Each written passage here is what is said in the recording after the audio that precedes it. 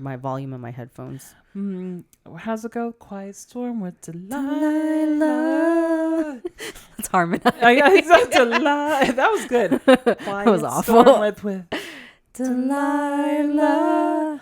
If you're out there driving on a stormy afternoon, Remember, and, whether you're in a relationship or just broken up or alone, we encourage you to love yourselves. And this song's about love. Take time for yourself, guys. Yes. Give yourself a hug. Give yourself a hug. I'm Delilah. You found a warm, safe place to head to on this winter's night. We've also got so much more to warm your heart and feed your soul like a hot bowl of chicken soup on a cold winter's night. Snuggle up with me on this Friday night. Now we're going to play. I don't know what she play. I don't know why I thought about George Michael. Freedom. Freedom. That's not Quiet Storm no. music. Shania Twain. That's not Quiet Storm music. Quiet Storm music. It's like some Anita Baker, maybe. Yeah, Anita Baker. Yeah. Some saving no, that's not her. It's not. Well, some Luther Vandross. No, something a little more modern. I know. And Anita Baker's. Who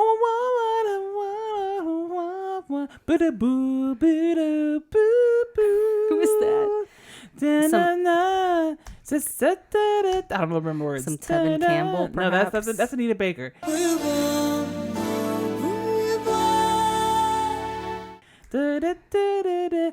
Oh, I know. You get a point when you do it. Yeah. The high, the low, the high. If you're reaching the note, your finger's up there, but I know, your voice you gotta point to where your voice is going. Yeah, point.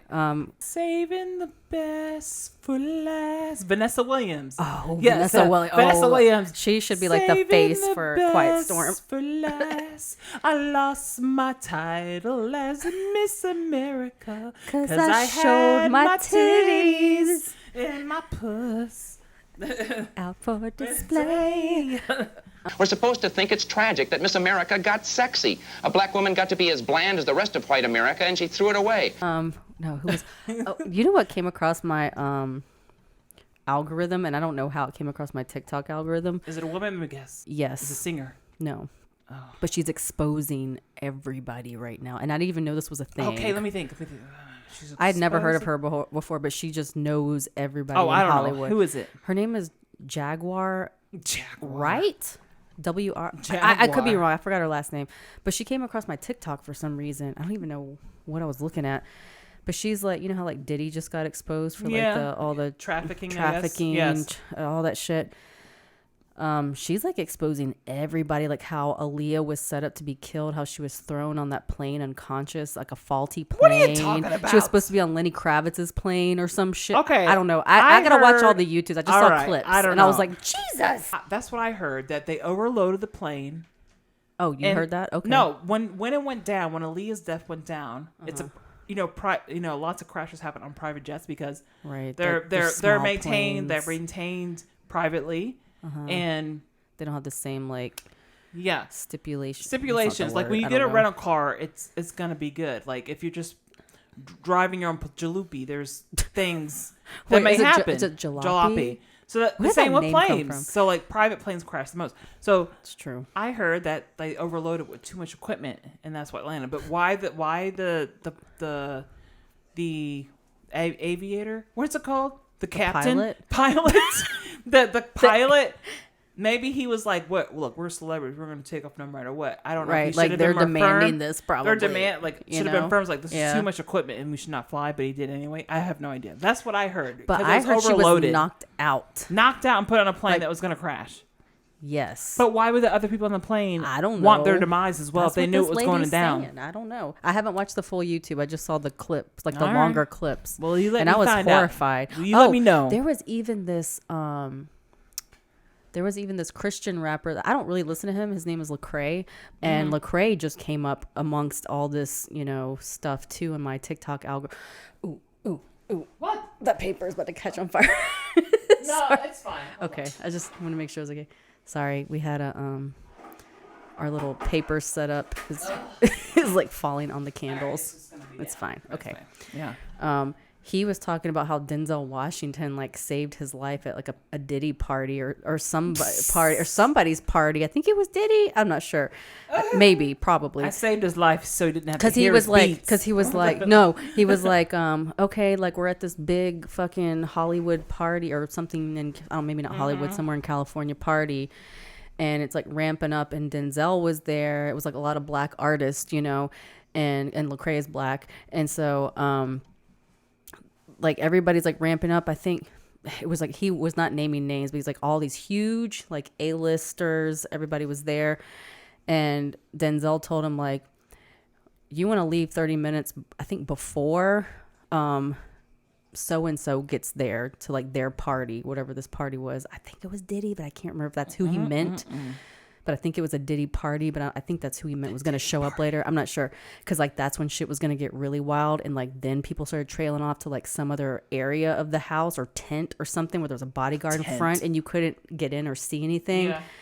Because like he was like, that's when like the devil shows up or something so like that. So is this the whole Illuminati Hollywood part of the I don't party? know. They didn't mention that, but I don't know. But he was just like, like, when I saw some dudes like that, he alluded to like, you know, I didn't think these people who people know who they are were like getting it on, or I don't know if they were, he didn't say if they were making out or if they were actually fucking. He didn't say, so I don't really know which one it was, but he was just like, not my jam, but I'm just here because I was invited.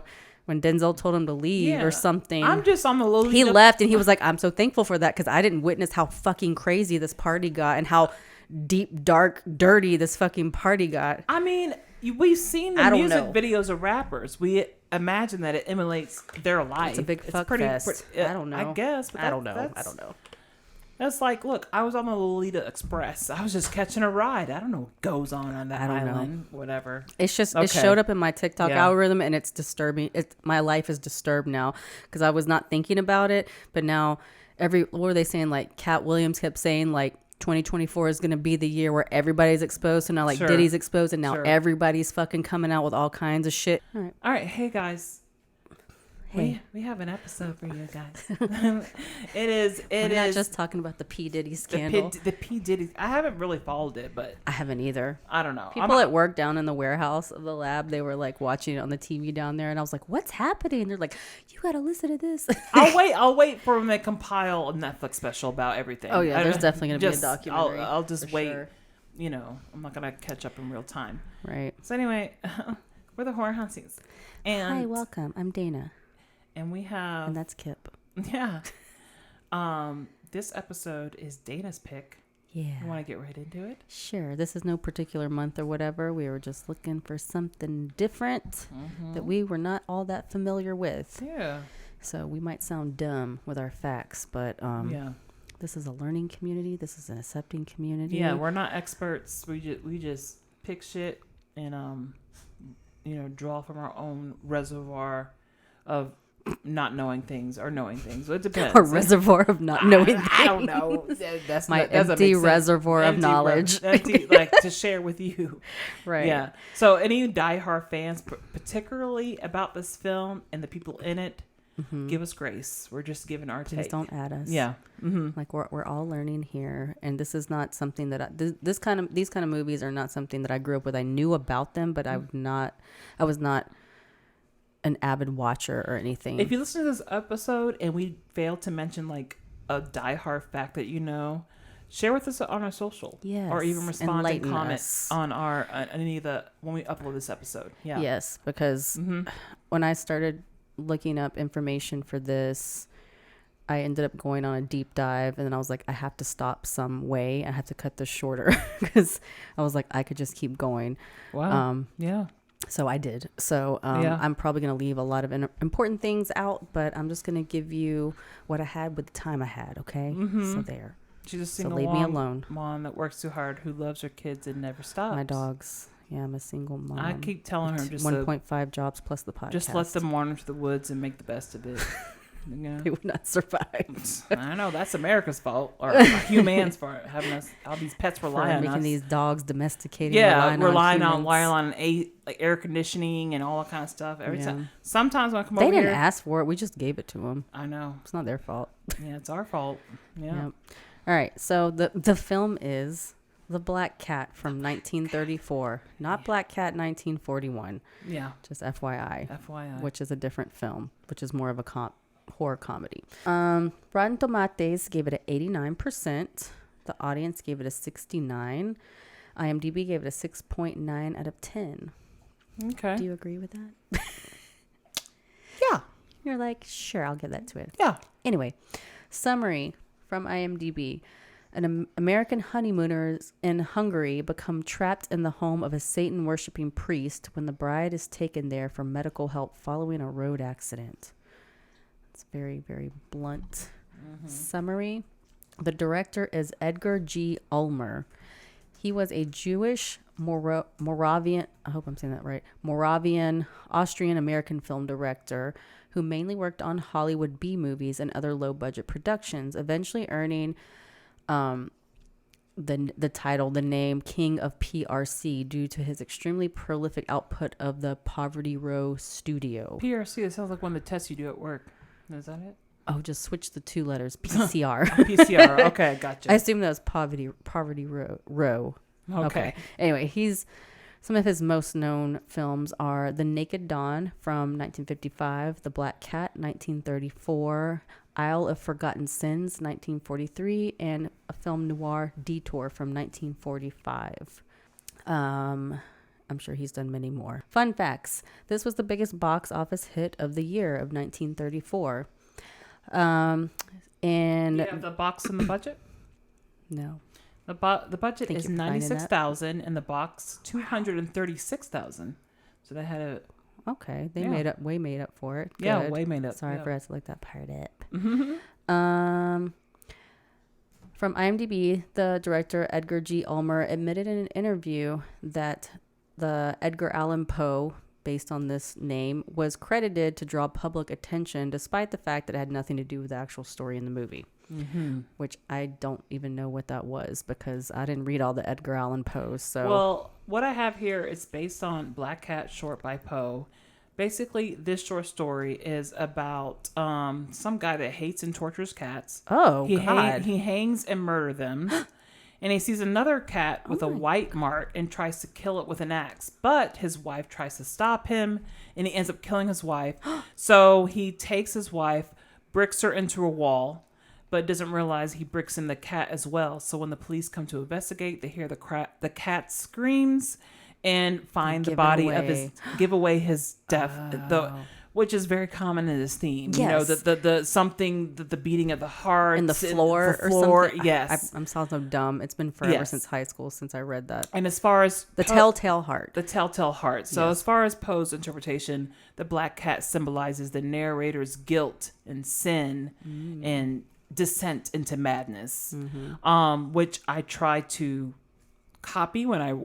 When you look at animals, you want to hurt them too. No, I do not want to hurt animals. I just don't want to. I don't even want to touch them. I just want to kick them out of my way. I don't even want to touch animals. No, I don't even want to hit them.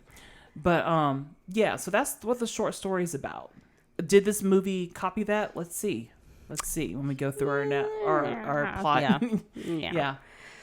Okay. Another fun fact from Wikipedia: the character who is the Satanist quote priest in this movie, I'm not going to try to pronounce his first name. Yeah, I got it wrong. It's Hjalmar. And I thought I was pronouncing his last name right. It's spelled Poelzig, so I'm like Polzig. But then I saw in the actual movie they pronounced like Pearlzig. Yeah, I got confused, so I will put because there was no caption with this. Correct pronunciation later in post. Yes. Insert here. Polzig. Yes. Okay. Yeah. So the character of Pearlzig drew inspiration from the life of occultist Aleister Crowley, which I'd always heard that name, and I never looked up. I've always heard that name, and I never went to look it up till now. And he was an English occultist, ceremonial magician. Gross. poet, painter. Dana hates magic. If you haven't been listening, I hate magic. Yes. I hate magicians. Sorry, I don't hate you. I just hate what you do. Yes. And that you misuse the power of hypnotism. Right. Yes, exactly. Novelist and mountaineer. What is a mountaineer? I'm going to ask you, Kypria, since you're the hiker. A mountaineer is a man who likes to hike mountains. Hike mountains? Okay. Pretty much. Just use what it all sounds the like. gear and whatnot. Okay. Sure. He'd probably like to go up and paint pictures of the devil and practice his magic on a mountain. I mean, people who hike mountains are not called I guess they're called mountaineers. I should have clicked on the link.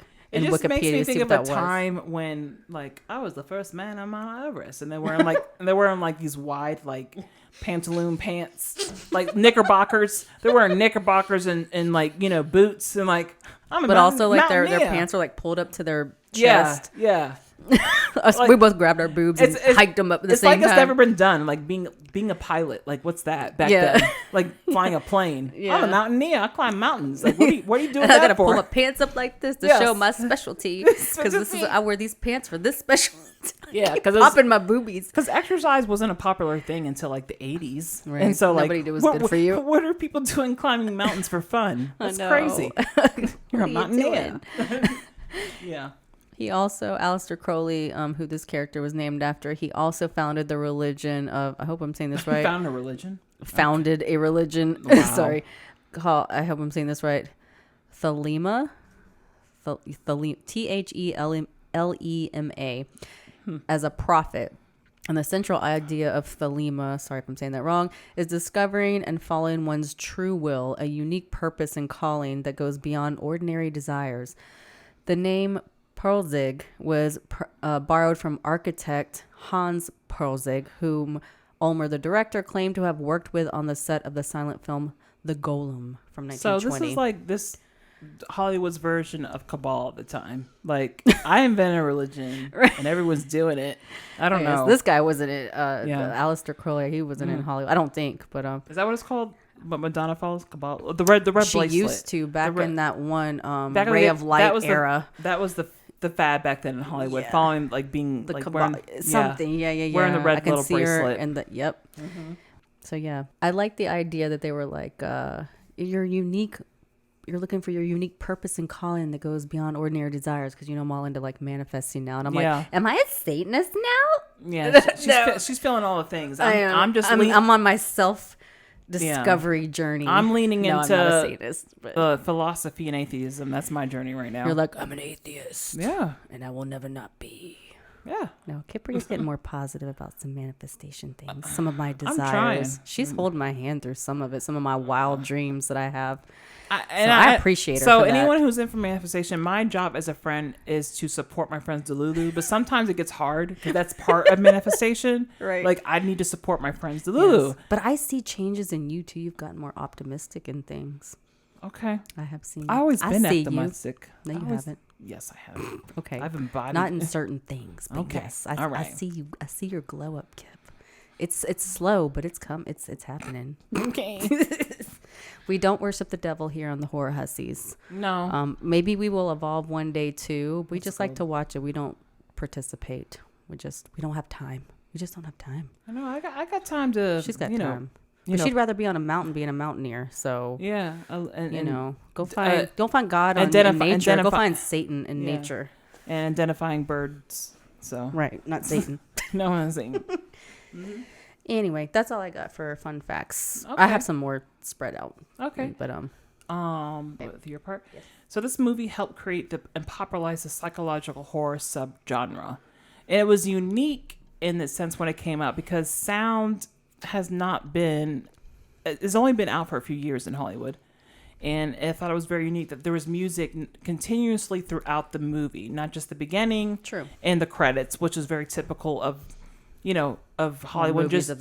Just being a thing in movie making, especially transitioning from, talkies, as they say.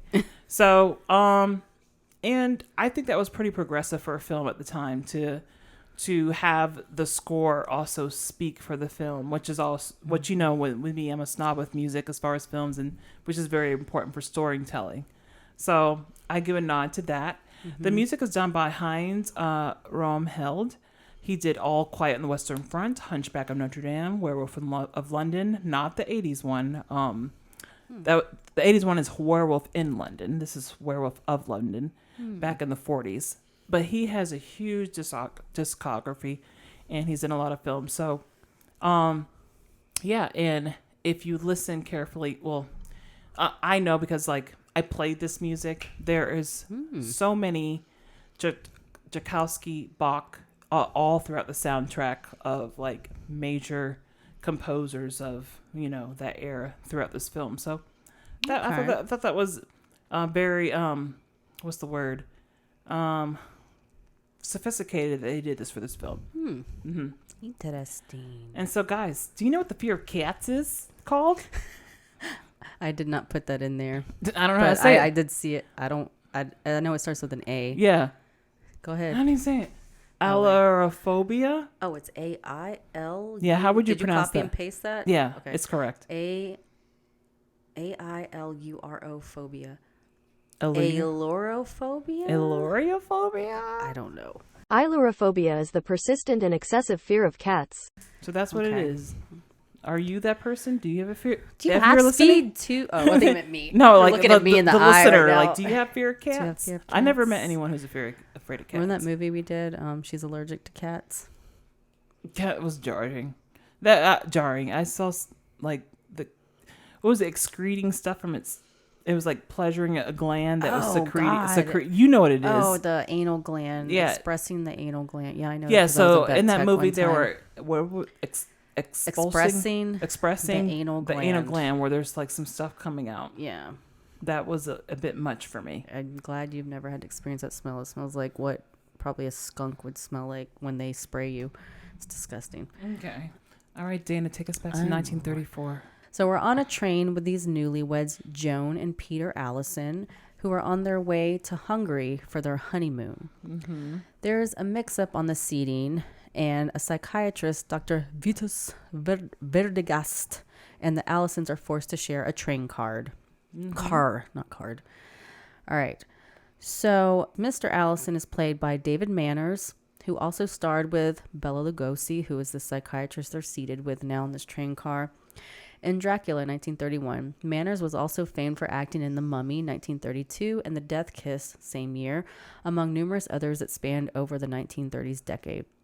Mrs. Allison, his wife, is played by Julie Bishop, a.k.a. birth name Jacqueline Wells, a.k.a. stage name Diane Duvall. I like her birth name better than her stage name. I know. I was just like, there's not very, it just sounds like the same caliber name. It's nothing fancy versus all the other ones. Yeah. She started acting in silent movies as a child, with the first being the quote. God, they're old. I know. Sorry. Like, God, they sorry. were way back.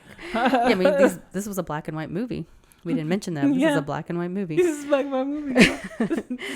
So her first movie as a child was a silent film, being a quote lost comedy called The Children of Jazz from 1923. I know what you're gonna say. Okay, let me say it. I'm sorry. Go ahead. Okay.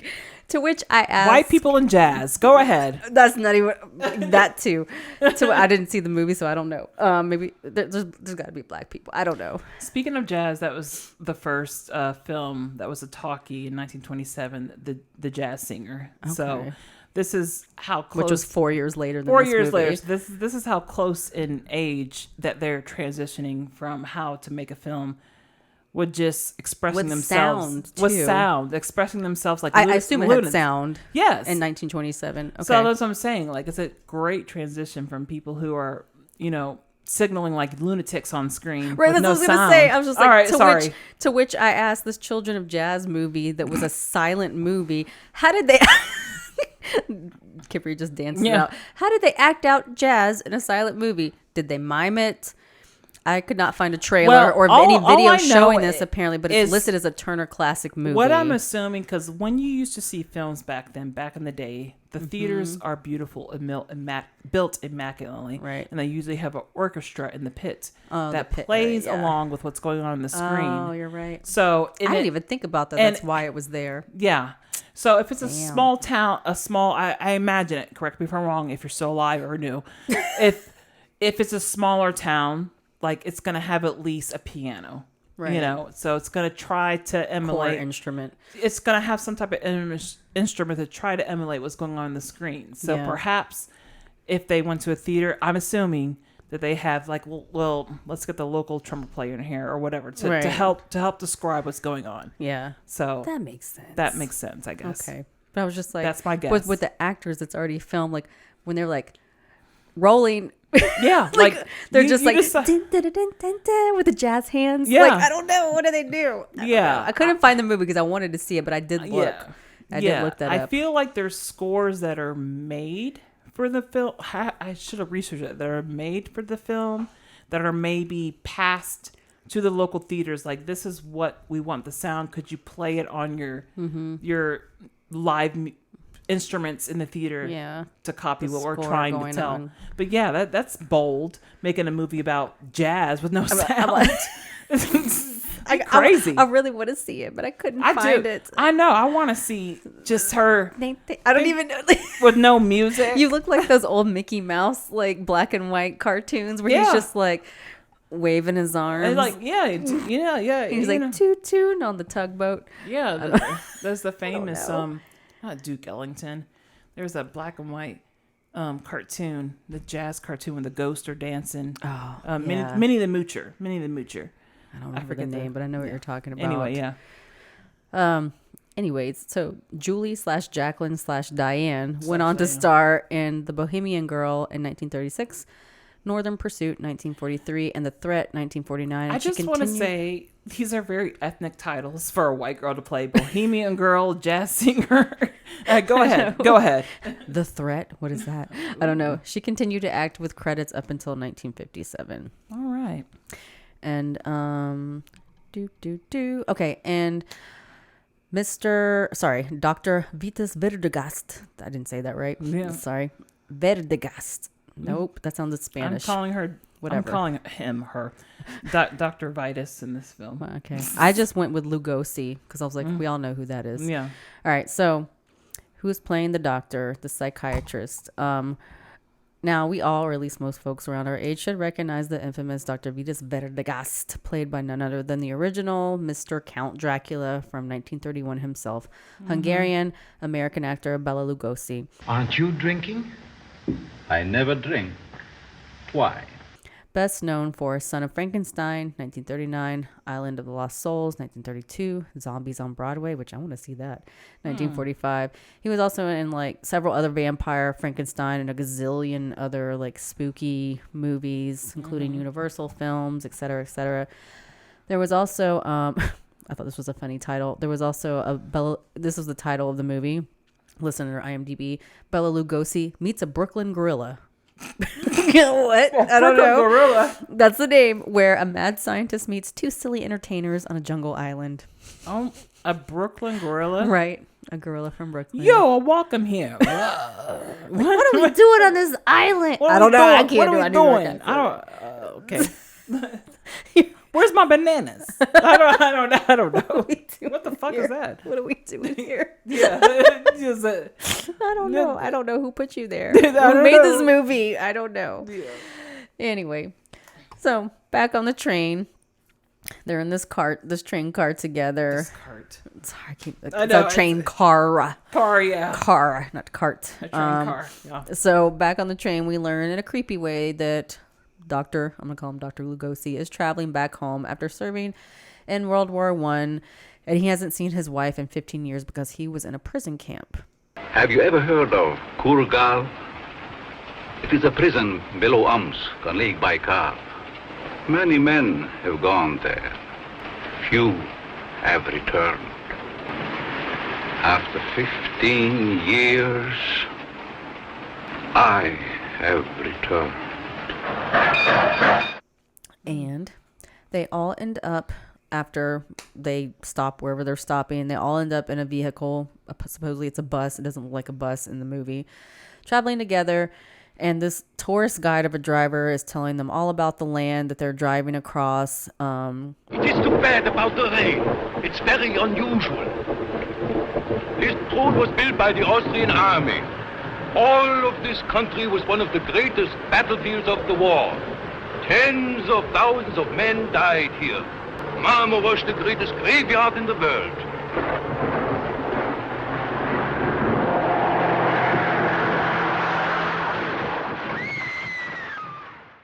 They tumble down this hill, and the driver ends up dying, as he should, because he wasn't paying attention. Just kidding. Cold-blooded. And Mrs. Allison, the newlywed, apparently passes out from her injuries, and all the men who, it's her husband, Dr.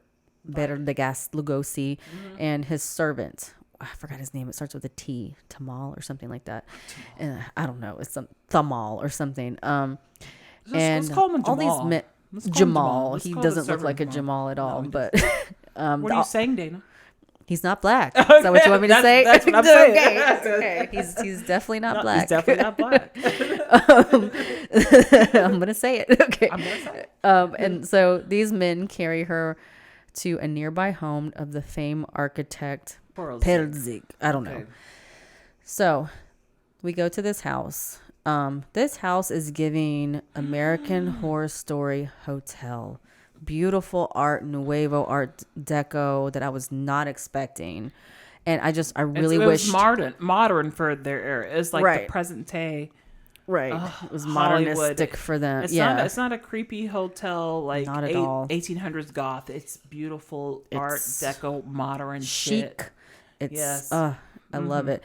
I really wish they had color film back then, so that the full color film, so we could take it all in. Or just better resolution. I will admit that when me and Dana watched this, I could not see a lot of the objects or even hear the dialogue, so I did my best to try to... They didn't have a lot of detail in it, but you could just like the way the stairs were, like the slopes of the furniture, just like everything, you could tell. The doctor, Lugosi, he treats the Mrs. Allison with some mystery shot, which we later find out is a narcotic. Jesus. And as they are wrapping up this treatment of her in the bedroom, Perzig, we finally see him because he was sleeping at the time, and his servant's the one that let everybody in and gave them a room, or gave her a room. And so Perzig, widow's peak and his eyeliner, enters the room before he does, and neither of them are happy to see the doctor, Lugosi. He's pissed. The makeup is thick, and I read in some reviews there everybody was like celebrating, oh, the makeup was so good, and I was like, I wish I could see it. It was stark. Yeah, it's like he was the only one that was wearing makeup. Yeah, you know what I mean. Like he was going had the sharp on the raccoon eyes. Yeah, the eyeliner, like there was like the sharp blush to enhance the cheekbones. Like the widow's peak was like insane. And Perzig is played by Boris Karloff, aka William Henry Pratt, best known as the Frankenstein monster from the classic Mary Shelley novel Frankenstein. Yeah. And I knew his voice sounded familiar because he also narrated Dr. Seuss's How the Grinch Stole Christmas in 1966, just a couple of years before his death. Awesome. He was also obviously in numerous movies, including Bride of Frankenstein, The Mummy, The Mask of Fu Manchu, and he even did spoken word on children's records like Three Little Pigs and other fairy stories, among many other endeavors. Very illustrious career he had. The doctor, so Dr. Lugosi and Perzig, they go to speak privately, and the doctor rips him a new one about how Perzig came back and built, quote, a masterpiece of construction built upon the ruins of a masterpiece of destruction. A masterpiece of murder. Where is my wife, Karen, and my daughter? Karen? Why, what do you mean? I mean, you always wanted her. In the days at Salzburg, before the war, always, from the first time you saw her. Fetus, you are mad. So basically, Perzig, he came back. Could you consider him like a war criminal, maybe? I don't know. He was like, he's like one of the most famous architects. He came back knowing like all these people were killed in this land.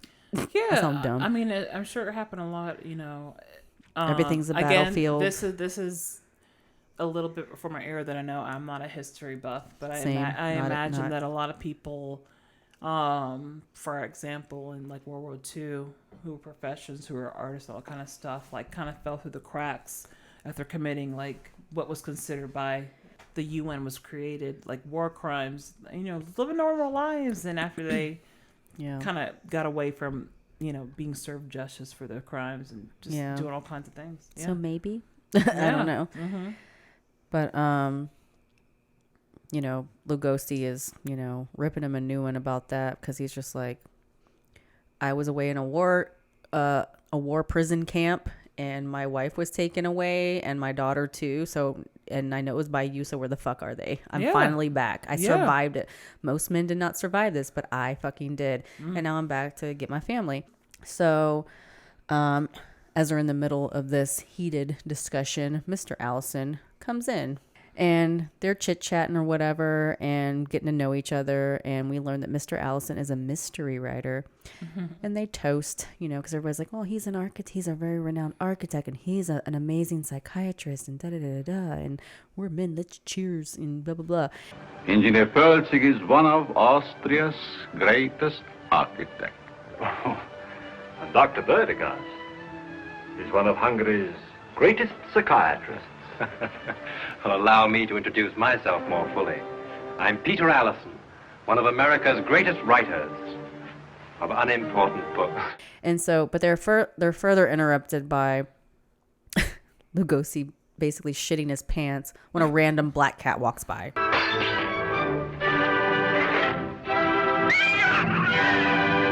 Oh, yeah. This motherfucker gets his panties in such a fucking wad.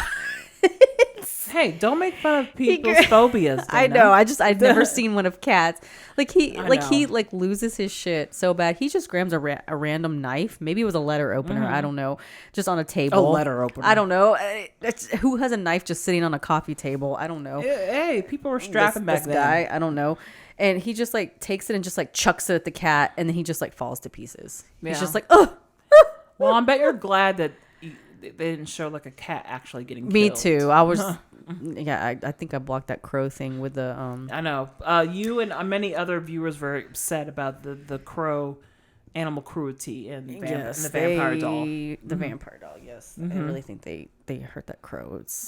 They didn't have that special effects back then. Anyway, so right after Lugosi falls to pieces over this cat, now Mrs. Allison, she's up, even though she had that fucking narcotic shot. Yeah, we were talking about that. We would love to be a woman back then, just drug me up. I know.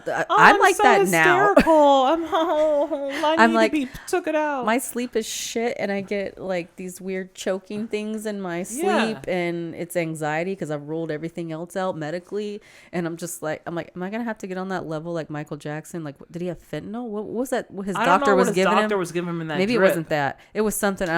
I'm at that point where I'm just knock me out. I just need a fucking solid night's sleep. Now look at us. We fought for feminism, and now you're working. Women didn't. You're working like a woman. I know. If you told this 1934 bitch Karen back then, not Karen, Joan. Hey, I'm working man hours now. And I don't get to get knocked. Things. I don't get knocked out with nice drugs when I'm being hysterical. Right. Or I just want to go to sleep at night. Yeah, we played ourselves. We did. It's like that. Did you see that Ali Wong special where she's talking? I didn't watch it. I've seen bits and pieces. I fucking love Ali Wong. I love how she's just there's all these women that are just lean in. There's a book or something. I forgot the author where she's lean into the conversation, lean in, be that bitch that's doing shit in the career or whatever. Maybe I'm quoting that wrong, and she's just no, bitch. No. I've done that. I'm ready to lay down. And that's me right now. I was not gaslit. Y'all can girl boss to the sun if you want to. I live off a man. I do not feel shame about it. I really don't. Raphael supports your hopes and dreams. Yeah. For me to nap around the house like a cat. You do get and to rub my belly. I do not. I have no shame about that. Yeah. And I aspire to reach that goal one day. Yeah. I'm tired. I've been doing my career for 15 years. I'm tired. Let me pay for it, baby. Okay, so Mrs. Allison walks in, somehow not knocked out by this lovely sounding narcotic, and she's strangely bold and alert. And Pearl Zig is, our host of the house, is all too delighted to tell Mrs. Allison that the doctor has an extreme phobia of cats.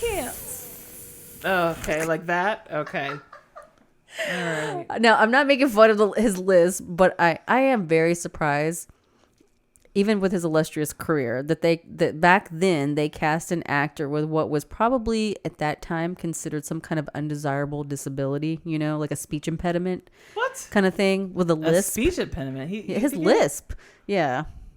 I didn't catch You didn't notice notice a lisp. Wow, I could not. Now I have one. The audio was very bad. Was it that bad? We watched the same thing. No, I did not catch a lisp. I saw it very clearly. No, I didn't catch that. I had a hard time understanding what they were saying. Maybe because you had it like the screen zoomed out very tiny. But I could see it. I could see it. I could see the lisp. I could see it and I heard it. Okay. I'm just saying, like back then, they're all about like everybody's got to be perfect and perky and So I was surprised back then, but he does have a very amazing voice. So I see why he was in talents. So you should look that up. I was just surprised.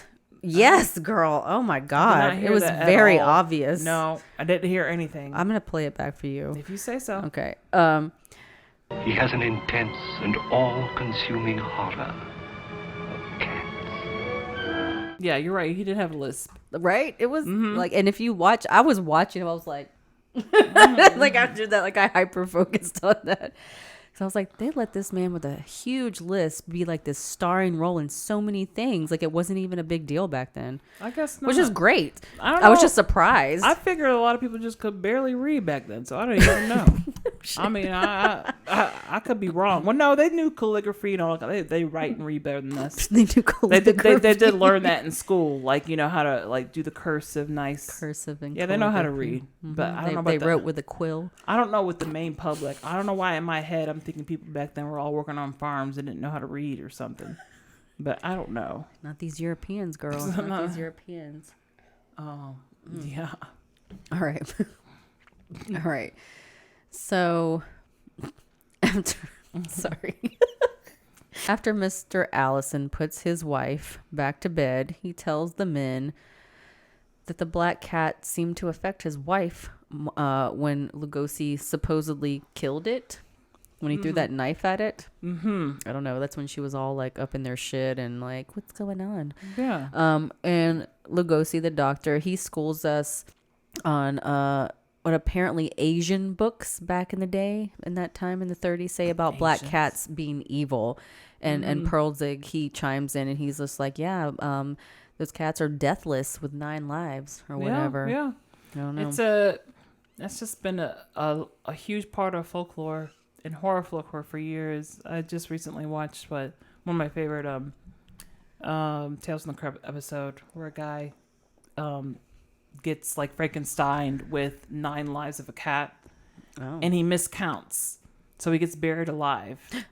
He's like, I got 9 lives, bitch. I'm coming back up. And he's like, oops, I miscounted it. He's so like, I had 9. I thought I had 8. Yeah, like, what? Yeah. He gets buried alive, and he misuses his cat life. So yeah, black cats are a very interesting thing when it comes to the horror elements. Yeah, how it's used. Yeah, I have a stray black cat that comes around my house that I feed. Not the one that Kypria just posted about. That's like 2 black cats. That's like a cow cat. It's like black and white, like cow pattern. It's not a black cat. She has 2 black cats that she feeds. She's a cat lady, y'all. It's whatever. Me and the other neighbors feed it too. But there is one solid black one that I named Midnight. And then you have basic Mittens. bitch name. Yeah, and Mittens is the other one. The one you made that post about. Yeah. So Pearl Zig, our host here, our architect host, he shows them to their rooms, and Mr. Allison wants to leave his door that is adjoining the Dr. Lugosi's room open because he's kind of creeped out by this quote tricky house, and he feels like it's like built like a fancy insane asylum. Like he feels like it's set up weird. It looks weird. Maybe it's a modernistic thing. I don't know. But it's weird because like the bedrooms are like, it's like a hotel. You know how you can like, there's a door in between the rooms, and it's like if you have a family and you want your kids in one room, I guess, and the adults in another, like you just open the door in between the rooms. It's like that. It's weird. Never seen that in a house. Obviously it exists, but whatever. So now that they're in their rooms, we see Pearl Zig wandering through his house. And he has the black cat. He's carrying this black cat, which is apparently fine. He didn't die. And he's walking through this like show. Is it another one? I think it's the same one. I learned later maybe it's another one. But maybe. But anyway, I don't know. I didn't ahead. think about that. Yeah. I assumed it was the same one. Yeah. I thought maybe he just like hit it with that Yeah. knife and it didn't kill it then, I guess. I don't know. And he's carrying this cat and he's walking around through like this showcase of sleeping women and like these display cases. I don't know. I'm like, are these his war trophies? I wonder. I don't know. Mm-hmm. So then he comes back to what he thinks is Lugosi's room, except they have switched rooms. So Mr. Allison can be next door to his wife, who is sleeping in a separate room. And he wakes Mr. Allison up doing this. And he comes in like trying to talk to the Dr. Lugosi, claiming that they have something to settle. She died 2 years after the war. And what of me? Did we not both die here in Marmaris 15 years ago? Are we any the less victims of the war than those whose bodies were torn asunder? Are we not both the living dead? And now you come to me, playing at being an avenging angel, childishly thirsting for my blood. We understand each other too well. We know too much of life. We shall play a little game, Venus. A game of death, if you like. And Lugosi demands to know where his wife is, that he's been looking for this whole fucking time. And Prozik, he agrees to show him. So he does. He leads him through like some, I don't know. Since there was no caption, it sounded like he said like something like an old gun charge room or something. I don't know. And Lugosi is going through and he's like, this place still reeks of death. I can't believe you built all I know your is house on this the house graveyard is like, of soldiers, and it has like a shitload of dynamite in this. Right. It's built on area. top of like, this, I don't know if it was like a fortress. I forgot what they call it. I address it later. I believe it's supposed to be like, a tomb full of like dead women bodies. Maybe. Yeah. I don't know. Yeah. Maybe. So they finally find the Dr. Lugosi's wife. Frozen, by the way. Is she frozen? Yes. Okay. I didn't see any ice. I didn't know. I didn't gather that from watching it from what I learned about it. Like it's just like it's like a catacomb of frozen women. So they're like in a big freezer room or something, but nobody looks like they're cold, so you can't tell. I can't tell. Yeah, it's weird. Like his wife is like hanging up and like her feet are like dangling. It's weird. It's almost like she's hung, but not by her neck. I don't know how they have her propped up. Like a Barbie or something. Sure. Like in a. And she's something like she's preserved, obviously, now that I'm learning in the cold. So we learned that she died of pneumonia 2 years after the war, and supposedly his daughter has also passed. So Lugosi is left with no family now. And so he came back for nothing, so it seems. So Lugosi's like, no, bitch, you killed her. He like pulls a gun on him. But just like that, it's like the cat knows and makes a cameo and nearly scares the pants off Lugosi once again. You killed her. You killed her as I am about to kill you.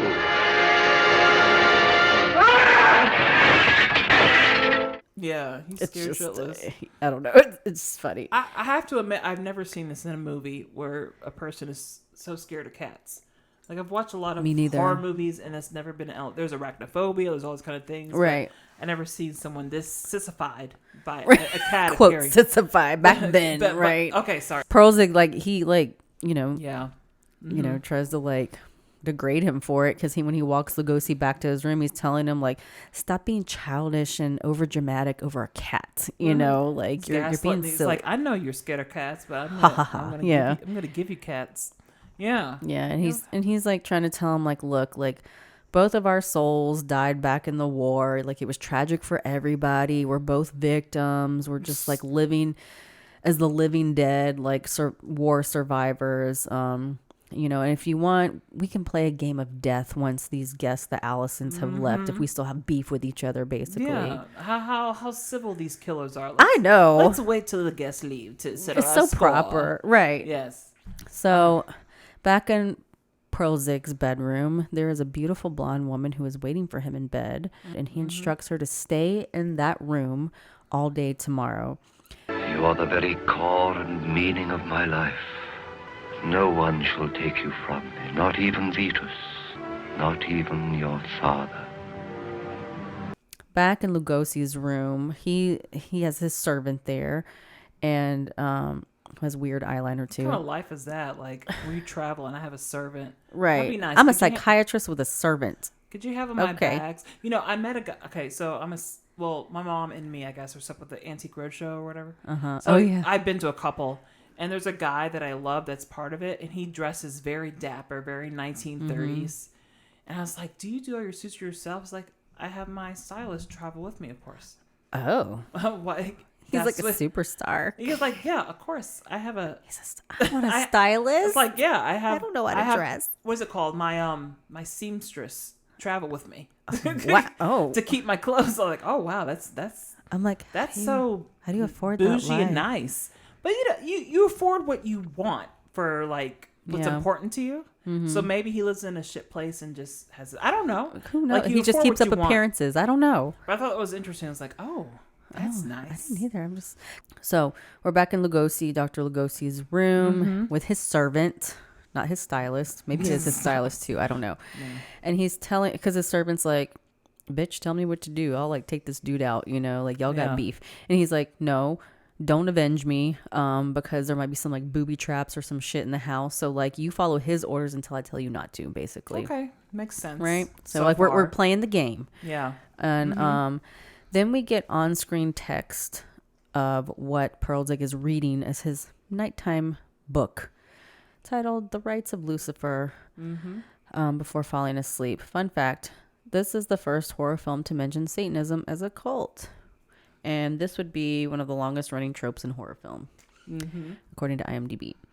So the next morning, Mrs. Allison claims to not remember that the crash happened from the night before to Dr. Lugosi, who comes in to check on her. By the way, she wakes up refreshed, not a wave curl out of place. Nope. Yeah, whatever that. Every hair. Finger wave curl out of place. Yes, she looks perfect.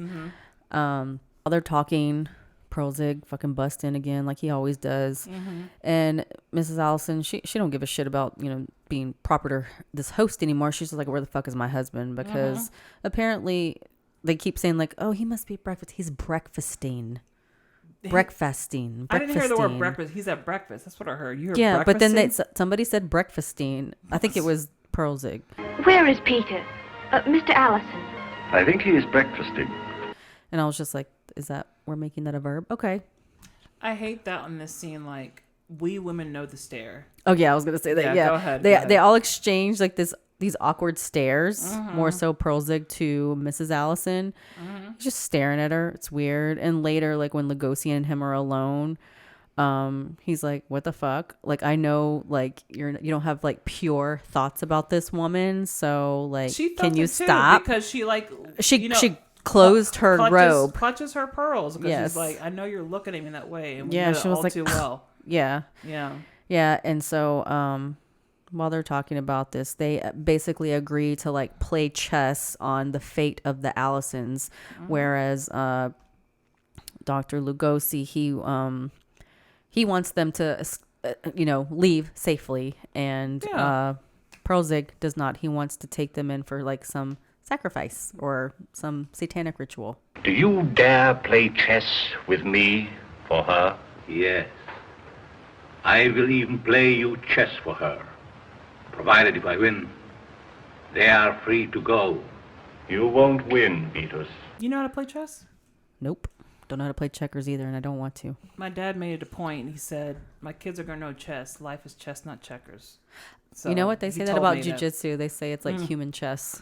That's probably why I'm so bad at it. No, it's like none of my kids are not going to know how to play chess. So I feel Raphael's very good at it. He doesn't even try. He's beaten my brother every time, and I know it bugs him. But I lack the foresight to strategize far enough to win. I know how to like move piece by piece, but to make a strategy, I'm not very good at it. But I know how to play. I know what the pieces are. I know how to play. So okay, you know the rules. Then I don't know shit. I'm just like, checkers looks complicated to me, and I never learned how to play. I know how to play Connect 4, but not checkers. I played all the time when I was young, but I don't know how to play it now because I'm used to chess. Like, I'm like, how do I hop it? I don't know. It's a simple game, but I know chess better. Sure. Yeah. I don't know. I don't know nothing. They're Peter and Joan, like you said. The Allisons, Peter and Joan, they reunite and they make fun of Dr. Lugosi's Hungarian accent, you know. Is that where they're like, pero zig? Is that when they say that? I don't know. I think I'll give it a whirl later. Let me see. Let me work up to it. So then the police inspector comes to investigate the accident that happened earlier. Peter asks, Mr. Allison asks, can we hitch a ride back with you into town? You know, my wife needs to contact her parents. And he's like, sorry, we came on bikes. So I was like, y'all came on bikes with those big fancy capes and trinkets? It's true. It makes sense. That's going to get caught in the spokes of the wheel. No, a lot of Europeans. You're too fancy for riding a bike with all that on. I see it now. Europeans have a lot of cops on bicycles. it makes sense. Boy, are they wearing capes? They wore everything and trinkets and chains and top hats and not top hats. You can like if you could ride a horse with a fucking dress on, you could ride a bike. You're high up. I don't know. Whatever. Okay, all right, Dana. So, what do we call him? Pitzar? What's his name? Pearlzig. Pearlzig tells them, "Don't worry. There's a train to Vienna at night. I'll help you get there. No worries." That's not till like 11 o'clock. Yeah, Lugosi and Pearlzig continued their game of chess, and he instructs his driver to take them to their destination where they want to go, the train station. But just like I suspected, the car is broken. Right. It's the biggest fear in every movie. The car is broken. They can't get away. She's like, well, he's like, Mr. Allison's like, well, let's use your telephone. It doesn't work either, bitch. You hear that, Petrus? The phone is dead. Even the phone is dead. Wow. He's like, I'm so glad for Peter Allison. He is like, we don't care. We're going to walk. Right. That's what I want to hear. To leave some way That's somehow. what I want to hear. It's not like, let's wait till the storm's over. Let's figure it out later in the morning. No, we're fucking walking. Good on you. So he's like, don't even pack your shit. Let's just go. And he discovered his gun is missing. So I guess it's a common thing for like just people to be packing, war a blade times and shit. Not war times. I don't know gun laws back then. People packing a gun. I don't know. A gun and a sheath and a knife and whatnot. Yeah. But anyway, they're at this fucking hotel, and you ain't leaving. Mm-hmm. Okay. There's a lot of. You didn't mean to come here, but no, but you're here. You're here. And there's dead women underneath my layer that are frozen, apparently. Right. Right. Yeah. And a freezer. So Lugosi loses his game of chess. Checkmate. You lose, fetus. So this couple's gonna die. Pearlzig's goons knock them out and carry a knocked out Miss Allison to bed. Pearlzig plays the famous score consisting of the classical piece, which we all know. Yes, I didn't know the name. I'm glad you're filling in on that. By the way, there's Tchaikovsky, Lisp, Chopin all throughout this film, but this is Bach's Toccata and Fugue in D minor.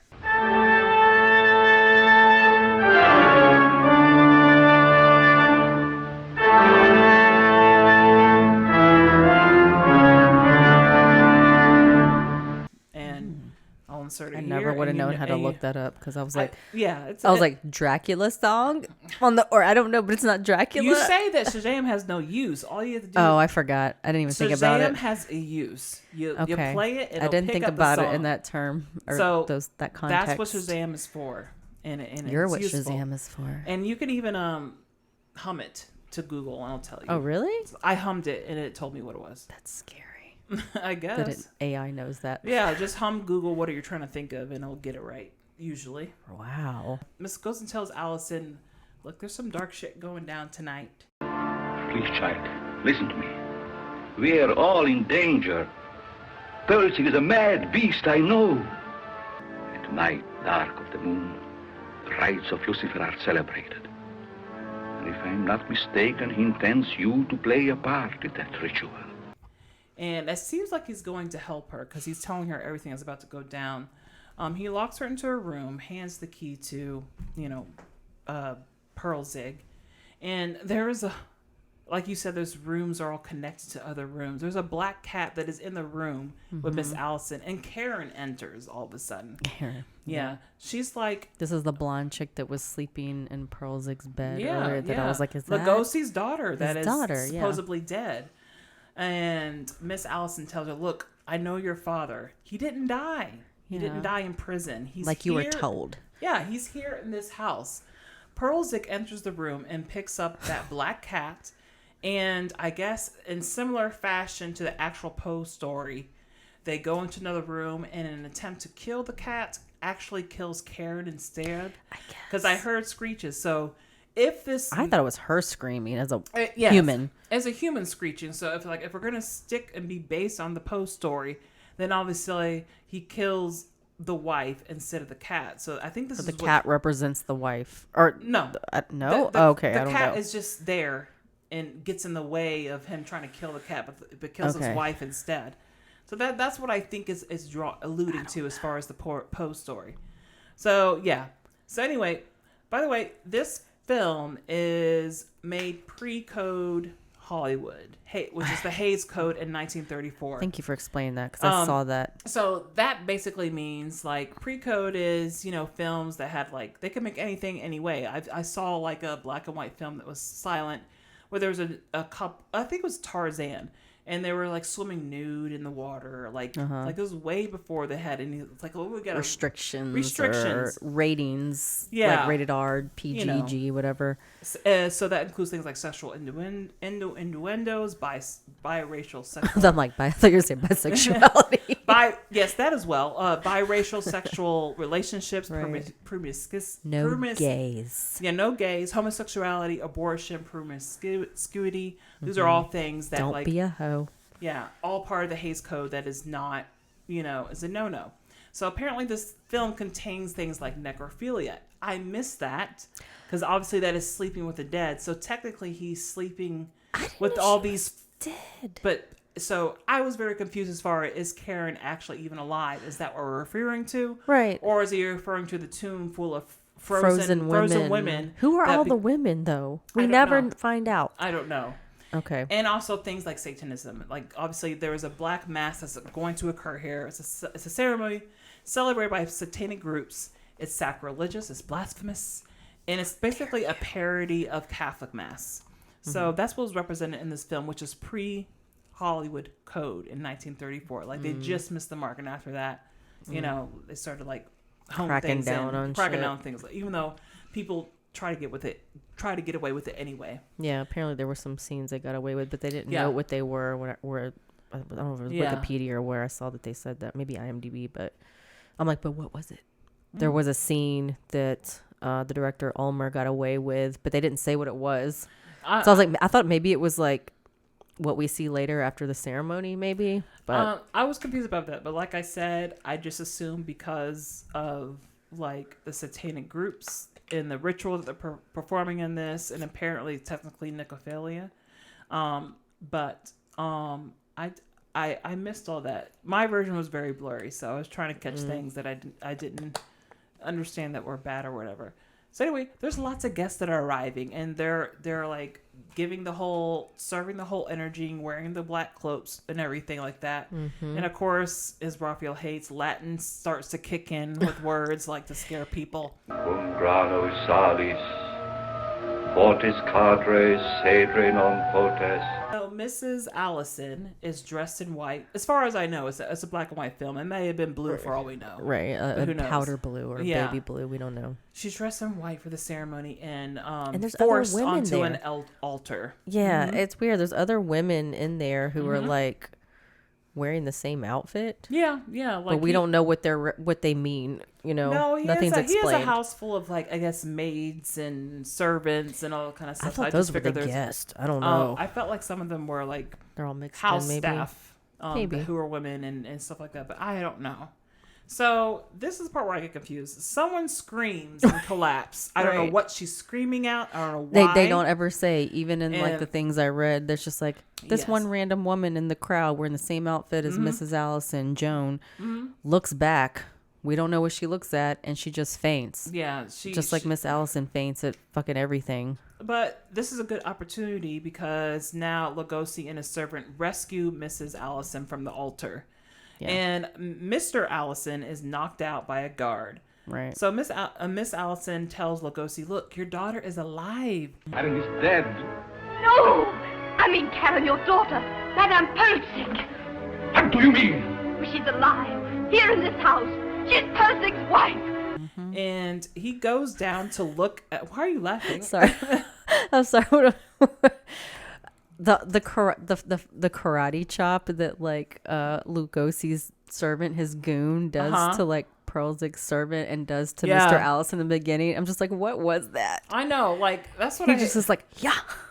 And he goes down, and his wife, Mrs. Allison, Joan, she just like loses her shit and faints every time. I know, like it's so easy for people in films to be knocked out apparently by a look or a look, right? You know, or it's just like I thought he grabbed his neck at one point, and like I was like, was that a pressure point? I don't know. Yeah, it's funny because Mrs. Allison, like the way she falls apart and faints every time she sees like one like hint of violence, it's like she falls to pieces, just like when Lugosi sees a cat. Like she just like loses her shit. She's a woman. She's not used to these things. I know. It's just, you know. I don't know. So like Lugosi, like I guess he goes down to where Karen is and looks down at her body and he shrieks in horror. So apparently she's dead. She died, as I thought would have happened when that cat went into the room and he had tried to attack the cat but killed Karen instead. According to the Poe story, the store story. I didn't even. The cat ran back into the bedroom that he took her back into, so I didn't see that part. If we're sticking to if this is gonna make any sense, if we're sticking to what the Poe-based short story is, that's what happened. He tries to kill the cat, but kills his wife instead. So maybe. So anyway, she's dead. She's like on a mortuary-ish table. Yes, covered by a sheet. Perlzig comes in and they wrestle each other. I'm sorry. Can I say something about this part? Okay. This is the most embarrassing fight scene I've ever seen in my life. Like, what do you mean? Who was the stunt coordinator? Like, did they even have one? Like, the way that they're grabbing at each other and just like grabbing at necks and just holding them there with just like a grimace. You know, and I'm just like, I know jiu-jitsu existed back then, so why didn't more men know about it? Look, y'all should be ashamed of. The fight scenes were caca. Well, that's the beauty of making films back in 1934. You don't have to do research. Like back then, films are very dedicated to getting dialects, cultures, how things do. Like back then, you could just make shit up because how would people know any better? Mm-hmm. You say ooga booga and dress like an Indian. You know, they don't have to do any. You know what I'm saying? They don't have to be correct. So that was the almost shot like wine out of my nose. I'm serious. That's the depth. That's the depth of research they'll do when trying to represent other people and other cultures in movies back then. Especially with like Lugosi too. It's like even though I was not super familiar with a lot of his stuff, like I still just saw him as Dracula with his Romanian-ish whatever Hungarian, Romanian, Austrian, whatever the country was at the time accent. And it was weird because like Hungarian, I don't know why you listed all these other countries. That's what I saw listed in all the things. I don't know. Maybe I'm wrong. I don't know. Okay.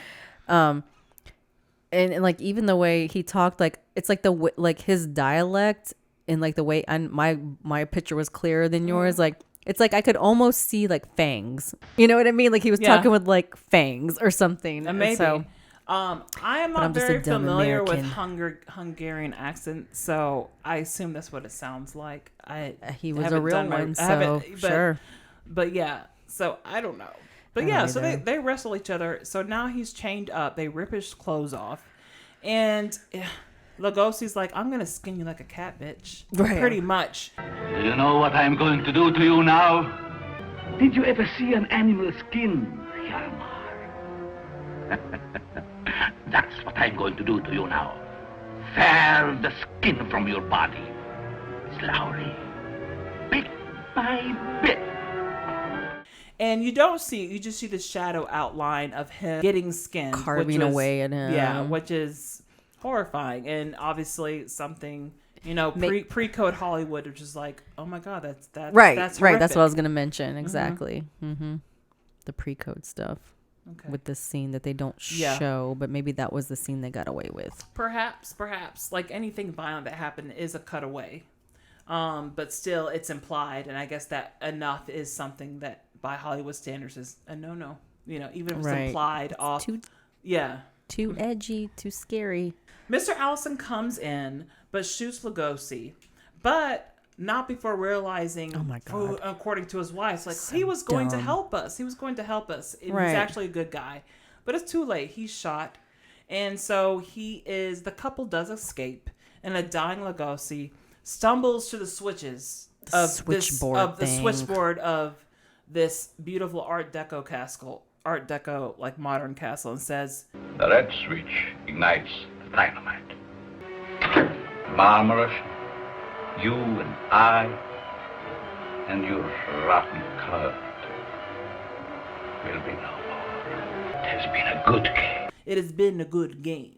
And then he pulls the switch. See, it sounds like Dracula, doesn't it? That's Dracula. I know. He is Dracula. I know. That's all I see. Yeah. So the place explodes, and that they're bye-bye. It's bye-bye. They're bye-bye. Yeah, so the Allisons, they flag down a car. And that just happens to be on that lonely road by that house. Yeah, so they get on a train back to Budapest. And they happen to read a review in the newspaper of an upcoming novel. I didn't know who it was. Apparently it's his. Yeah, it's at Mr. Allison's like book review. Oh, yeah, it's about triple murder. And the critic jokes about how the writer is being far-fetched and that would never happen. Joke. Obviously, they've been through a great ordeal. So what is far-fetched after all? I know. I'm like, well, now he has some... I assumed he was writing fiction before because they called it mysteries. Yeah. So I was like, well, now he has some nonfiction to write about. Yeah. I guess. But who's going to believe him now? Because all the critics were like, this is too crap. Far-fetched. Too far-fetched. Yeah. I don't know. I don't either.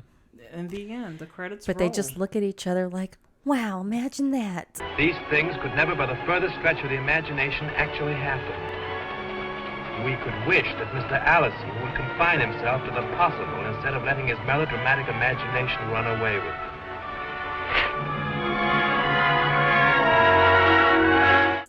Yeah, and like to go through this big ordeal again, her finger waves are like perfectly in place. Of course, her stylist was right there the whole time. I'm telling you, a woman got treated right back with it. I don't care what you say. Like, knock me out. Give me what's in that needle. I don't need to be like involved whatever the fuck y'all are talking about. I just want to sleep. I just want to sleep. Just sleep. Yeah. God. Yeah, in that bed. Yeah. So, yeah, as far as the pre-code stuff, I wasn't sure specifically what they're talking about. When I read certain reviews, I kind of got a better understanding of what they were hinting at. Okay. But my version was very blurry, and I could not hear the audio very much. I hate that. Oh, yeah. Sorry. I don't know why that was. I don't know. It's strange. It is weird. Anyway, let's get right into it. All right. What do you like on this way? I would have loved to see this in color. I know we couldn't back then, just for the Art Deco, Art Nouveau back then. I'm used to seeing it in black and white, like in Metropolis, all that kind of stuff. Just I haven't watched enough movies like that to compare it to. So this was my first one seeing like that. So I was like, damn, because I love fucking Hotel, American Horror Story. That's all I think of when I think of Art Deco is like silver, just like the silver screen, the gold lining of shit. Yeah. Yes. So I wouldn't want it in color actually. Yeah. I see what you mean. Yeah. I would have loved to seen like the rich reds because I actually looked up. I just looked up like Google images like American Horror Story hotel because I was like, let me see that fucking hotel again. And it was like rich reds and all that. And I was just like, yes, bitch, I want to roll around in that like my dog rolls around in shit. Adorable. No, like little and they would fight for my little life dogs that are fluffy that look like a toy. They look good. I don't want to touch them, but they look like little toys. You don't want to touch them either. No, like the little but you did pet Ellie tonight. You were trying hard. You were like there. I mean, she's so desperate and thirsty. Like she is desperate for love. Gosh. She's a needy bitch. Anakin's like, I'm good. The fight scene sucked, but I love for how much it sucked because I just laughed at it the whole time. It was fucking ridiculous watching these grown men like. It was like a cat fight, but worse. I just caught the pun. You get it? Cat fight. The movie's about cats. It's a pun. Just no, they both sucked. Like even when the servant went in to like it was like 3 men, and like the servant came and like laid on them. It was just fucking ridiculous. I was like, all you guys suck and you don't know how to do anything. But I did like how it kind of felt like an episode of The Twilight Zone with like a twist at the end kind of thing, you know? I didn't get that at all. Oh, well, I'm just a dumb nobody who don't know shit about. What was the twist at the end? It's just that the fact that they all died, it wasn't, because twist? Pearls, that they all died? I mean, it's not so much a twist, but it's just that Pearls came back with a purpose, but he ended up dying with his enemy. You know, and the whole satanic cult died too. Sure. But the Allisons, they were just like, these innocent sort of bypassers in the night. Like they got to escape and tell the story, I guess. Yeah. It was to me, it was like a twist. Yeah, I was just annoyed that I didn't understand what was going on most of the time. I know. For me to enjoy any of the I didn't aspects, know your version was so crappy. Maybe you should have tried it on your TV. I did. I did it on my TV and then I did it on my laptop. And it was blurry both times? Mm-hmm. Oh, weird. Yeah, very blurry. Very like huge Minecraft pixelation. What was your likes and dislikes? Like I said, I had a takeaway from the experience because I was struggling to hear what they were saying and see what they were doing for me to really enjoy all the elements. But I think it's very sophisticated for 1934 to be just fresh out of the silent film era to have a matching soundtrack, not just any soundtrack, like the GOATs, the classics that I'm very familiar with as, a musician. Hearing through all that, and I just thought that was pretty cool. Because most of these songs are very tragic, a life and death, all that kind of stuff. So it was fitting. The acting, I'm kind of biased to films, I guess, during this era because they're just so comical to me. Like, you know what I mean? Because it's like. It's so over dramatic, everything. Yeah. I guess they had to be back then because they didn't have, they didn't have color in the film. They just got into sound, maybe they had to over exaggerate the looks they gave each other color for was the emphasis around, but the emphasis. It just wasn't desired, even though it was around for a long time. Except for like films like I guess like For Gone with the Wind and Wizard of Oz, it needed to be. But like I imagine, obviously the overacting comes from being the silent era. Like you have to emphasize your. It's like Marvin. I mean, how do you think they did in Children of Jazz? Yeah, I don't know what the fuck, but yeah, the physicality had to be big. But I didn't see that in all this film. It played on like what it was saying, like being the groundwork for being that psychological horror, and relying on the fear and tension, and not just like. Scream queen, like getting back in the corner of a room. There was a even purpose though to that. Fucking Mrs. Allison just fainted if she saw somebody raise a hand to another person. Yeah, so I understand like the significance of this film as far as the precedent of what it was, having the first time like having the score go throughout from beginning to end. Obviously, the big heavy hitters with Frankenstein and Dracula being in the same film together. But honestly, it's not a film that I would rewatch. Maybe I would rewatch it if you could see it clear. If I could just see it clear, because I like a lot of films from this era, like Metropolis. I love those films, so maybe I could enjoy it better if I just wasn't struggling to hear and see. So yeah, it's fine. It was fine enough. Yeah, Who knows? Maybe they were American and they didn't have European accents, but back then, like. You know what? It probably said that. I don't have to learn this. Learn what? Don't make me. What a Hungarian or like I'm from Budapest. What's that sound like? No one knows. People just farm. They don't know things. They come to they spend a nickel You're on really going arguing to this point. go to the theater. Nobody has a gun to your head. It's okay. I know. What do they know? They don't know what a Budapest bitch sounds like. I can talk however I want. A Budapest bitch. A Budapest bitch. Yeah. So I didn't look up what David Manners was born. I didn't look that up. You're like, I'm gonna look right now, because I want to know, were these people American? I'm kidding. Yeah. Do you have any reviews, or do you want me to go first? Whatever you prefer. You want me to go first, or you want? I don't care. All right, so I picked this one review that obviously, I guess, explained what I didn't get when I watched it. All right, where's it from It's and how many stars? 5 out of 5 from Letterboxd. I don't know if you... Do you have a review by Ian West? No, I did not do Letterboxd reviews. Okay, so necrophilia, Satanism, drugs, a chess game of doom, torture, a black mass with a human sacrifice, and a man being skinned the fuck alive. 1934's pre-code The Black Cat is like a giant terror scenario onion that gets peeled back, sending us into a nightmare carnival of shadows with two mortal enemies locked in a game of death. A nightmare carnival and onions. It was marvelous. Boris Karloff plays a satanic architect, cult leader who lives in an insane Art Deco death mansion built over a mass grave, keeping dead bodies frozen in glass coffins for observation. Didn't get that. Right. He also keeps the daughter of his mortal enemy locked in his bedroom because that's apparently what evil sickos do in 1934. Bela Lugosi plays a PTSD man, villainous, debatable, crazy person who has an insane fear of black cats, judging by how he throws a knife at one and almost falls through a window after seeing another one, who finally escapes POW prison after 15 years. Prisoner war, yeah. To exact revenge on the person who put him there, Karloff, decades earlier, and reclaim his wife and child. Both of these men are fucking mad, and so many things about this movie are totally nutso, given its year of release. From Karloff stalking his death mansion with black cats because he knows one day his enemy will return to his treason, which caused the death of thousands, including the false imprisonment of Lugosi. So I didn't know that. Like, he has the house stocked with many, many black cats because he knows How one did day. that guy know that? I don't know. So like you thought it was the same cat. Like it was the same cat, but apparently there's cats all the fucking this mansion. So he keeps frozen dead bodies of women from the war and black cats because he knows he's gonna come back and he knows he has a fear. So like when he's ready, I'm gonna be ready for him with this fear. I didn't know that.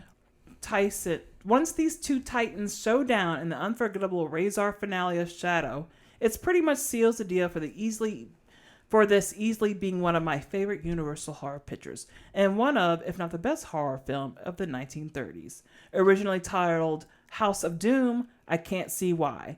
1934 was a hell of a year. Horrifying then and now, no matter how old you are. So this is like, he was creaming in his pants about this movie and made all these connections that I didn't make. But I didn't either. I'm like, how do you know that?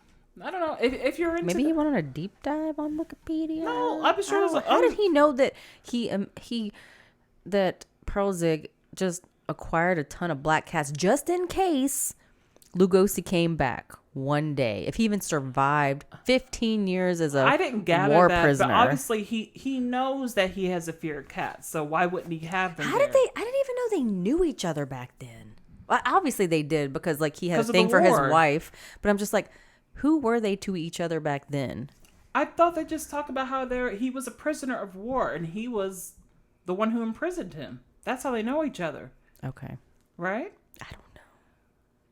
I never put that together. That he was a prisoner of war and he was. I didn't know he was the prisoner. I don't know why. I did not put that together. I put that together. I didn't. Yeah. I'm okay. dumb. Yeah, so I was like, they were just on opposing sides, like opposing football teams. No, I don't know, no. but how did they know each other? I don't know. Didn't think about it. No, but yeah. Apparently, it's a big deal, and I'm sure a lot of people are very gaga for the universal era of horror in the 30s and 40s. I actually do not know much about it. I know the classics, like I've seen Dracula, I've seen Frankenstein, I've seen these things. But I don't get as gaga for it when I see it. I understand the significance of it and why it's such a big deal. But I don't know. I think my mind would be changed if like if there was a screening at the Plaza and I can enjoy it uninterrupted. And have a discussion. No, not a discussion. Maybe. Just enjoy it in high quality where I can hear everything and see everything and like kind of just enjoy the movie uninterrupted. Yeah. I might have a bigger appreciation for it. Who was interrupting you? Was it Raphael?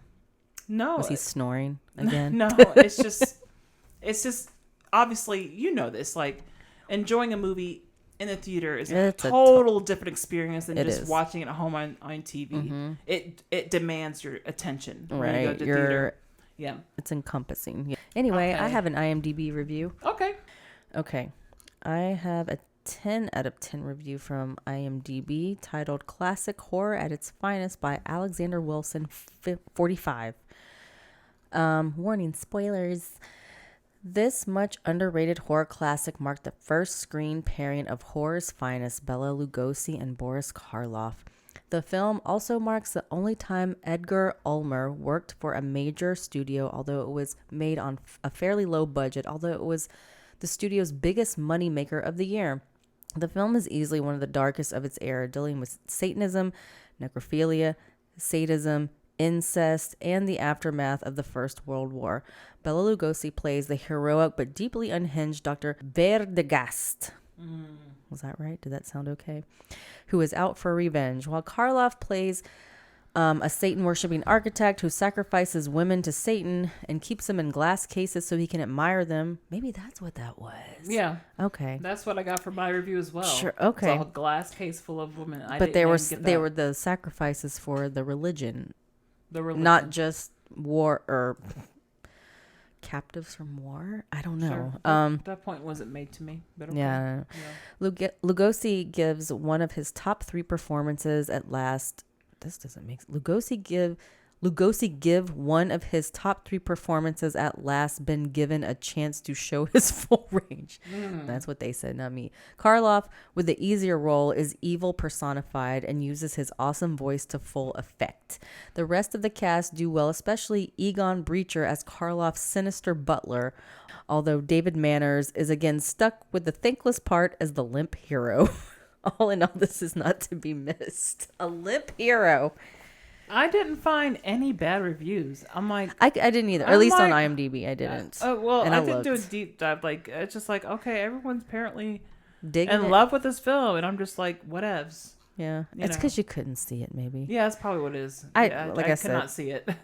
Yeah. I was irritated at not being to enjoy. Yeah. Maybe I would have liked it better if I, could see saw it, hear it and see it better. Right. But yeah. Mm-hmm. Yeah. So that's that. Yep, it is. I guess we're just going to get right into it and close it. Here is Raphael's take. Take it away, Raphael, if you dare. Bye. Thank you. Bye. The Black Cat. First of all, it's an old movie and it's in black and white. So that's a big no-no for me. I like everything new. I don't like nothing old. I want to see something full color, 4K, high definition. Anyways, the guy is just afraid of cats. Okay, that's his.